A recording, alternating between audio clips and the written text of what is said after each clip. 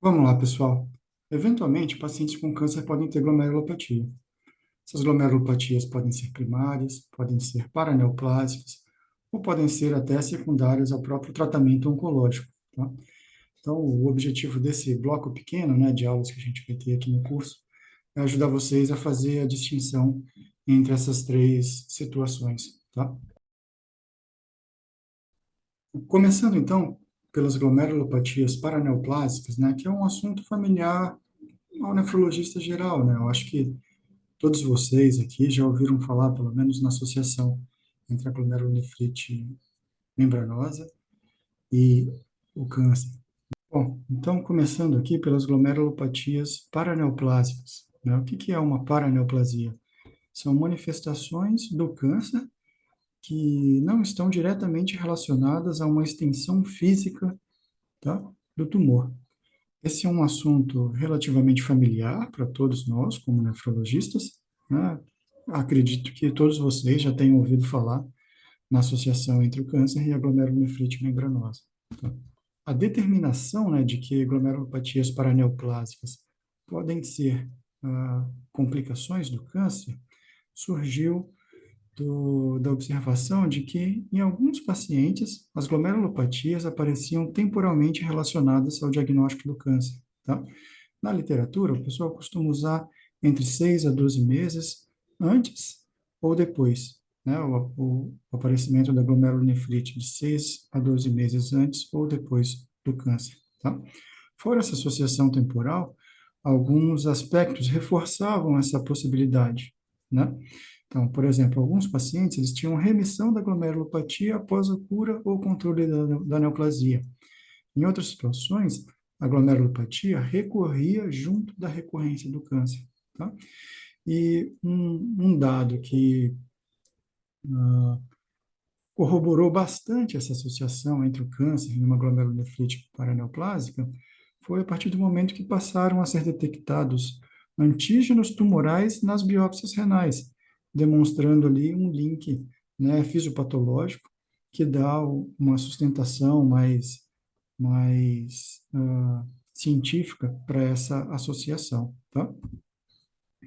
E como que as neoplasias induzem glomerulopatias, né? A gente tem principalmente ali quatro mecanismos mais estudados e que vêm principalmente, né, a partir do estudo de glomerulopatias em pacientes com câncer sólido, principalmente na membranosa. Então, o paciente pode ter um antígeno tumoral, tá? Semelhante a um antígeno glomerular, tá? Então, são produzidos anticorpos contra esse antígeno tumoral, mas que também tem uma reação cruzada para esse antígeno glomerular, acaba formando, né, um complexo antígeno-anticorpo no podócito, na membrana basal glomerular, tá? Uma outra situação é que o tumor libere antígenos, esses antígenos formem complexos imunes circulantes, esses complexos imunes se depositem na membrana basal glomerular, tá? Uma outra situação, que os antígenos secretados pelo tumor se depositem na membrana basal glomerular, e aí depois alguns anticorpos vão lá e formam, né, esses complexos in situ, tá?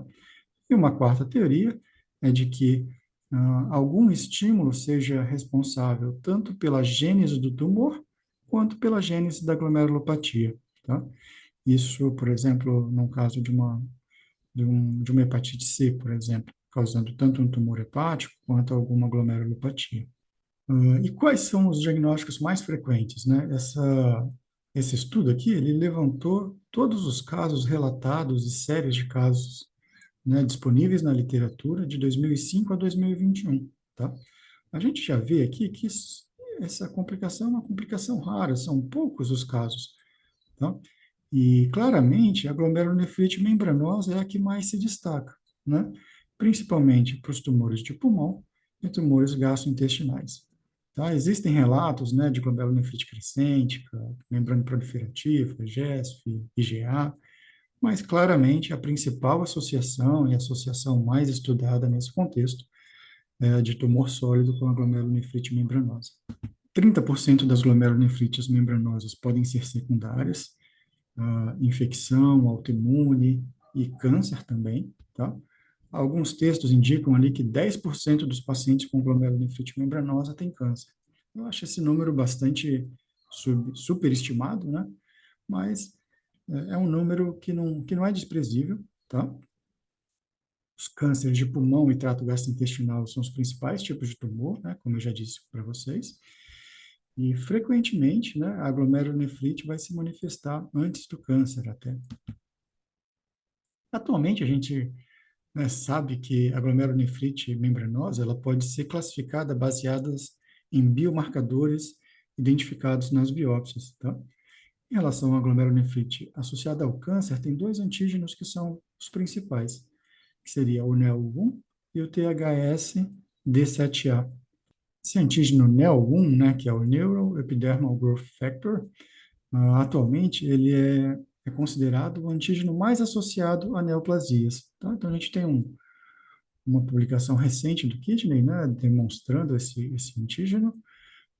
Como eu disse já, né, é o antígeno com maior associação com neoplasias, e ele tem uma característica peculiar na imunofluorescência, que ele faz uma marcação segmentar, né, como a gente pode ver aqui nessa foto. Tá? E normalmente é um IgG1. A gente não tem esses antígenos disponíveis para a gente no dia a dia. Então, quando que a gente vai pensar, como que a gente vai diferenciar uma glomerulonefrite membranosa primária de uma secundária, né? Logicamente, se o paciente tiver um câncer, isso facilita o nosso diagnóstico, né? Mas na ausência de um câncer, alguns dados reforçam essa possibilidade de ser paraneoplásica e você precisa ir atrás desse diagnóstico, tá? Então, membranosa após os 60 anos, paciente com uma história de uma carga tabágica muito grande, o PLA2R negativo no plasma, tá? Se você tem um paciente com membranosa, câncer e um PLA2R positivo, principalmente em altos títulos, a orientação atual é de que você encare isso como uma glomerulonefrite primária num paciente que também tem o câncer. E alguns dados histológicos também corroboram a presença de uma glomerulonefrite paraneoplásica, né? Se você tem na microscopia óptica, muita célula inflamatória no glomérulo, né? É utilizado um corte de 8 células. A imunofluorescência também ajuda, né? Principalmente a subtipagem das imunoglobulinas, para saber se é uma IgG1, IgG2, IgG3, IgG4, tá?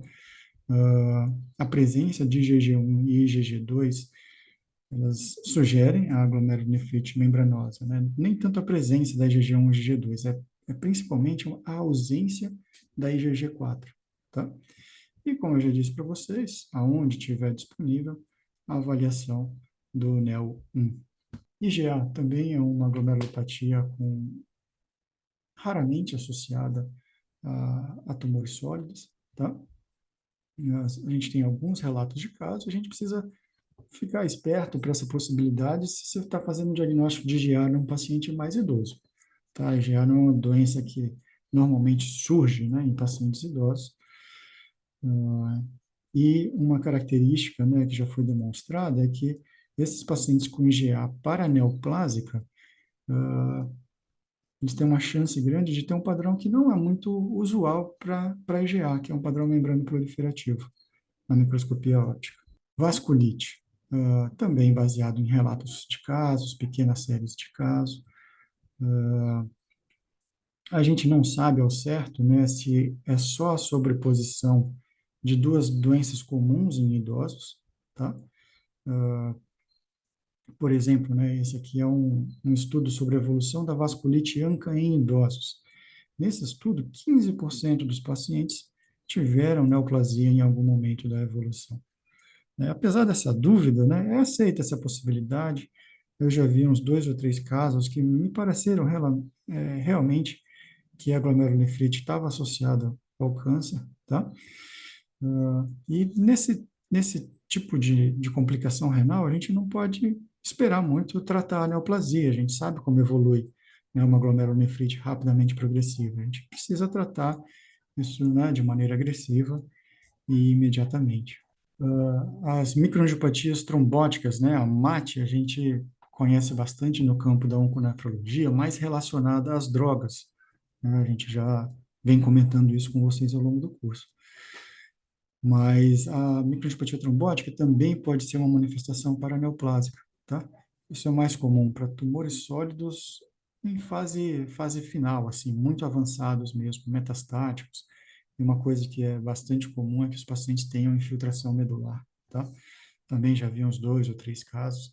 A dificuldade aqui é confirmar o diagnóstico pela biópsia, né? Como o paciente tem infiltração medular, é bem comum que as plaquetas estejam bem baixas. Normalmente é um paciente que já tem uma performance status ruim, então nem sempre a gente consegue biopsiar para confirmar o diagnóstico histológico, tá? E aqui, só a título de curiosidade, né, alguns pacientes podem ter esclerodermia como manifestação paraneoplásica, tá? E a gente teve um paciente com um tumor de ovário, que apresentou uma esclerodermia paraneoplásica e fez um rim da esclerodermia, tá? O paciente foi tratado em relação ao tumor, fez cirurgia, a gente deu inibidor de ECA para ele e a função renal do paciente foi melhorando ao longo do tempo. Passando aqui para as neoplasias hematológicas, né, de maneira bem simplória aqui, só para a gente sistematizar o nosso conhecimento. As neoplasias hematológicas, que têm importância para o nefrologista, elas podem ser divididas na linhagem linfóide e na linhagem mieloide. As neoplasias, hematológicas mais frequentemente associadas a glomerulonefrite, né, paraneoplásicas, no campo das neoplasias linfóides, são as LLCs e os linfomas não Hodgkin, tá?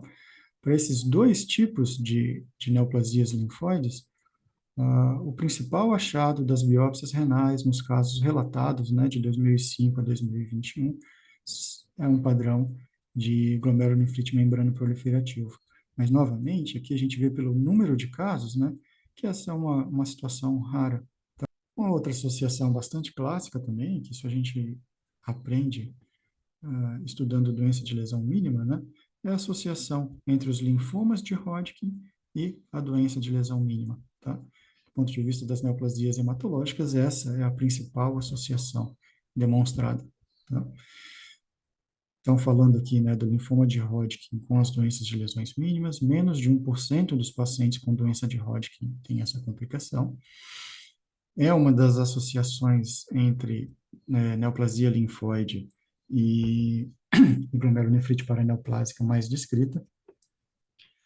A síndrome nefrótica tende a aparecer no início do curso do linfoma, tá?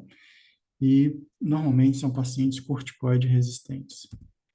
Já as neoplasias de células B maduras, tá? Elas podem induzir glomerulopatias relacionadas ou não às paraproteínas, tá?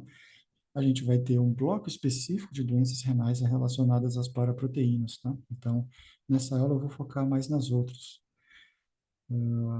As principais complicações renais, né, desse grupo de neoplasias linfóides são a amiloidose AL, que se manifesta como uma síndrome nefrótica, e é mais comum em pacientes com mieloma ou macroglobulinemia de Waldenström, tá? Também pode acontecer, né, um padrão de uma glomerulonefrite membrano-proliferativa imunomediada, tá? Normalmente a manifestação clínica é de síndrome nefrítica ou síndrome mista. Essa complicação ela pode surgir tanto num contexto de uma crioglobulinemia quanto de uma glomerulonefrite que a gente costuma chamar de lupus-like, né? Que é uma glomerulonefrite membrano-proliferativa, com atividade glomerular e uma imunofluorescência muitas vezes com padrão full house, né? Tem C1Q, tem IgG, tem IgM muitas vezes também, tá? E isso aqui é mais comum nas LLCs e nos linfomas não Hodgkin, tá? Só lembrando, né, a crioglobulinemia pode ser uma manifestação de câncer, tá? Tanto a crioglobulinemia tipo 1, que é mais relacionada ao mieloma múltiplo e à macroglobulinemia de Waldenström, quanto a crioglobulinemia tipo 2, tá? que está mais associada aos linfomas não Hodgkin. Um linfoma, né, que caracteristicamente tem na sua evolução fenômenos autoimunes, e dentre desses fenômenos autoimunes, glomerulonefrites imunomediadas, é esse linfoma do manto, tá? Que pode se manifestar como glomerulonefrite por C3, glomerulonefrite lupus-like, como eu disse, uma membrana proliferativa não classificada, ou até uma doença mais rara, que é a glomerulonefrite por depósitos de monoglobulina monoclonal, tá? Glomerulonefrite proliferativa com depósitos de monoglobulina monoclonal. A gente já teve uns 2 ou 3 casos de pacientes com esse linfoma e glomerulonefrites imunomediadas, na verdade, com padrão Fullhouse, tipo um lupus-like mesmo, tá? E as linhagens mieloides, né? Aqui entram as LMAs, as síndromes mielodisplásias e os distúrbios mieloproliferativos crônicos, tá? Esse grupo de doenças muito raramente podem evoluir com alguma complicação específica renal, tá? E existe, né, uma complicação que é principalmente em pacientes com mielofibrose, mas também já foi descrito para pacientes com policitemia vera, trombocitemia essencial, que é o desenvolvimento de uma glomerulonefrite mesangioproliferativa com sinais de microangiopatia trombótica, tá? Que a gente vê aqui nessa foto. Tá? Esses pacientes normalmente têm um tempo avançado de doença, um tempo de 7 anos de doença, manifestação clínica é de DRC progressiva com proteinúria, tá? Então, esse aqui é um grupo, né, é um trabalho que vários centros muito importantes nos Estados Unidos se juntaram e conseguiram ali juntar uns 10 pacientes, se não me engano. Além dessa aparecimento como uma mesangioproliferativa com sinais de MAT, eles fizeram imunistoquímica para identificação de algumas células hematopoéticas intraglomerulares, tá? Mas, novamente, assim, é uma complicação bastante rara. E dado, né, que a gente tem essa associação entre o câncer e a glomerulopatia, a gente precisa fazer screening para câncer em todo paciente com glomerulopatia? Como que a gente faz esse screening? O que é recomendado é que sejam seguidos os mesmos procedimentos de screening que na população geral. Então, se você fez um diagnóstico de câncer num paciente com idoso, né, um homem de 60 anos, você vai ver, né, o que está sugerido para a população em geral de screening nesse paciente e vai realizar. Tá? A gente precisa ter uma atenção especial para a possibilidade, né, de câncer num paciente com glomerulonefrite, principalmente membranosa, né, que é o mais frequente, nos pacientes com mais de 60 anos, naqueles tabagistas, se o paciente teve um evento tromboembólico, tá?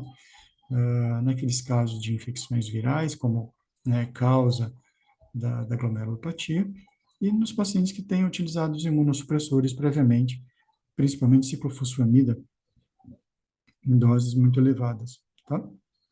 Que aqui tem que fazer a gente pensar também em tumores de bexiga. Bom, finalizando, né, toda vez que vocês estiverem diante de um paciente com câncer, uma glomerulonefrite, vocês têm que pensar e fazer o diagnóstico diferencial dessas 3 situações, né? Pode ser primária, pode ser uma coincidência ele ter um câncer e uma glomerulonefrite primária, tá? Pode ser paraneoplásica e pode ser induzida pela quimioterapia, mais raramente ainda. Tá? O tratamento, né, em geral, o que a gente aprende, o que a gente lê é tratar a neoplasia, tá? Mas nem sempre é possível tratar a neoplasia. Muitas vezes, essa neoplasia é incurável, tá? Ou, às vezes, o paciente tem sintomas muito graves que precisam ser tratados. Não dá para esperar fazer todo o planejamento do tratamento oncológico, começar o tratamento oncológico, a gente nem sabe se esse paciente vai responder, tá? Então, a gente já teve alguns casos e a nossa impressão é de que pacientes com quadros renais graves necessitam de tratamento, independente da neoplasia, tá? Por exemplo, pacientes com glomerulonefrite rapidamente progressiva. Não dá para esperar tratar o câncer, né? O paciente vai perder o rim. Uma outra situação é para pacientes com síndrome nefrótica sintomática e muito intensa, pacientes com quadro de anasarca importante, pacientes que estão fazendo tromboses de repetição, né, fazendo evento cerebral por trombose, fazendo síndrome de Budd-Chiari por trombose, a gente precisa tratar a síndrome nefrótica nesses pacientes, tá? E em alguns casos também, o paciente pode não ter uma resposta ótima ao tratamento oncológico, tá? E se ele for, né, sintomático da glomerulopatia, a gente vai precisar tratar também, tá? Não tem muitos dados de como tratar esses pacientes, né? Começam atualmente a surgir um ou outro caso relatado, tá? Mas a ideia é que nem sempre, né, aquela orientação que a gente sempre recebeu de tratar a neoplasia vai ser possível. Bom, nesse QR Code tem as principais referências, tá, que eu utilizei para essa aula. E, novamente, obrigado pela atenção de vocês.